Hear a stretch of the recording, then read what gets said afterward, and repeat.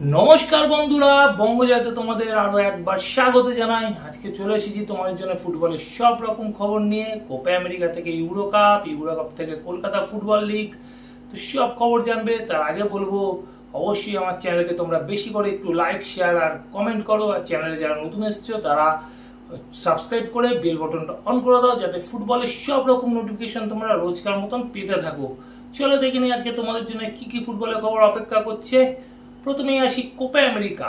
আর Copa আমেরিকায় কিন্তু chilli বিদায় নিল কোপা আমেরিকা থেকে। আজকে কানাডার সাথে ড্র করায় তারা কিন্তু গোল ডিফারেন্সে বিদায় নিল এবং কানাডা এই গ্রুপ থেকে রানার্স হয়ে কিন্তু কোয়ার্টার ফাইনালে পৌঁছে গেল।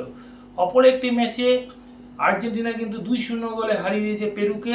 সারা ম্যাচে আর্জেন্টিনা অপ্রতিরোধ্য ছিল, 75% তাদের বল পজিশন ছিল এবং দুটি অর্ধে আর্জেন্টিনার জোড়া গোল করে লাউটারো মার্টিনেজ।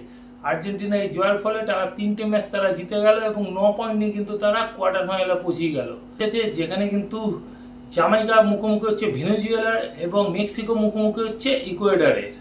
এবার একটু ইউরো কাপের খবর আসে যাক। ইউরো কাপে কিন্তু জানো গতকাল ইটালি বিদায় নিয়েছে আর জার্মানি কোয়ার্টার ফাইনালে পৌঁছে গেছে। সেটা নিয়ে তো আমি একটা ভিডিও ভোরবেলায় আপলোড করেছি।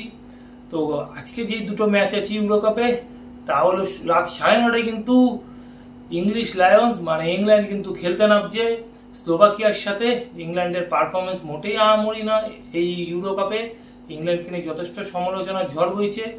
তো ইংল্যান্ড কিন্তু আজকে স্লোভাকিয়ার মুখোমুখি হচ্ছে 9:30টার সময়। আর রাত 12:30টায় কিন্তু টিকি টাকা ফুটবল মানে স্পেন কিন্তু খেলছে। আগের ম্যাচে অঘটন ঘটানো জর্জিয়ার সাথে। তোমরা জানো আগের ম্যাচে জর্জিয়া কিন্তু রোনাল্ডোর পর্তুগালকে 2-0 গোলে হারিয়ে দিয়েছে।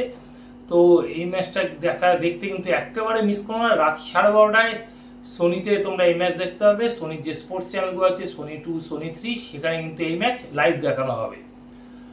এবার আসি যাক একটু ভারতীয় ফুটবলের খবরে। আর ভারতীয় ফুটবলের কিন্তু এই মুহূর্তে এক বর্ণময় চরিত্র, যাকে নিয়ে সবসময় বিতর্ক, যার পেছনে সবসময় তাড়া করে, সেই রঞ্জিত বাজাজ কিন্তু অলরেডি হুমকি দিয়েছে এআইএফএফ কে। এবং রঞ্জিত বাজাজ বলেছে এআইএফএফ এর বিরুদ্ধে কেস করবে যদি না 2024-25 থেকে আইএসএল এর রেলিগেশন শুরু হয়। কারণ 2019-এ এআইএফএফ যেই রোড ম্যাপ দেখিয়েছিল ভারতীয় ফুটবলে, তাতে দেখানো হয়েছিল 2024-25 মরশুম থেকে ভারতীয় ফুটবলের আইএসএল এ কিন্তু রেলিগেশন শুরু হবে। কিন্তু এখন অব্দি যা খবর, ফ্র্যাঞ্চাইজি দলগুলোর চাপে পড়ে এআইএফএফ কিন্তু আইএসএল এর রেলিগেশন শুরু করতে পারেনি।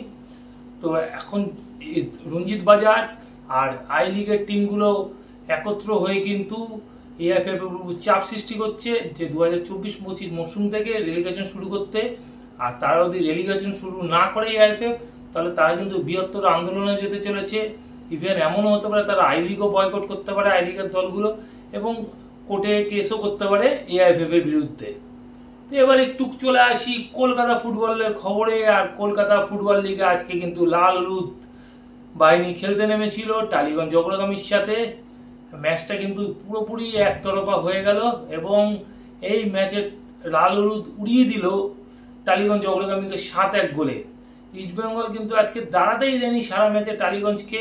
টালিগঞ্জ টিম যে নতুন টিম বা এমন কিছু সেই ব্যাপারটা না। টালিগঞ্জ টিম যথেষ্ট শক্তিশালী একটা টিম তৈরি করেছিল। এবারে তারা নিয়ে এসেছিল রিয়েল কাশ্মীর, মোহামেডান স্পোর্টিং খেলা আই লিগের গোলরক্ষক মিঠুন সামন্ত, প্রাক্তন মোহনবাগানী অভিনব বাগ, আই লিগ খেলা রোনাল্ড সিং, অরিজিৎ সিংদের নিয়ে কিন্তু একটা দারুণ টিম করার চেষ্টা করেছিল টালিগঞ্জ অগ্রগামী।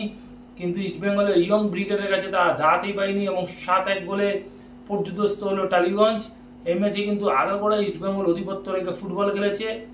শ্যামল বেসরার গোলে এগিয়ে যাওয়ার পর আমন সিকে গোল করে প্রথমার্ধে, এবং প্রথমার্ধে 2-0 লিড ছিল। দ্বিতীয়ার্ধের শুরুতে টালিগঞ্জ একটা গোল করেছিল সঞ্জয় শর্মা, কিন্তু তারপর কিন্তু আর টালিগঞ্জকে খুঁজে পাওয়া যায়নি। জেসিংটিকে জোড়া গোল এবং এর পরপর গোল করতে থাকে সুব্রত মুর্মু, অ্যান্থনি ওয়েস এবং সায়ন ব্যানার্জি। তো ইস্টবেঙ্গলের জয়ের ফলে কিন্তু একটা বড় জয় পেয়ে নিজেদের আত্মবিশ্বাসটাও বাড়িয়ে নিল পরবর্তী যে 7 তারিখ জর্জ টেলিগ্রাফের সাথে ম্যাচ আছে সেই ম্যাচের আগে। তো আপাতত আজকের মতন খবর এইটুকুনি।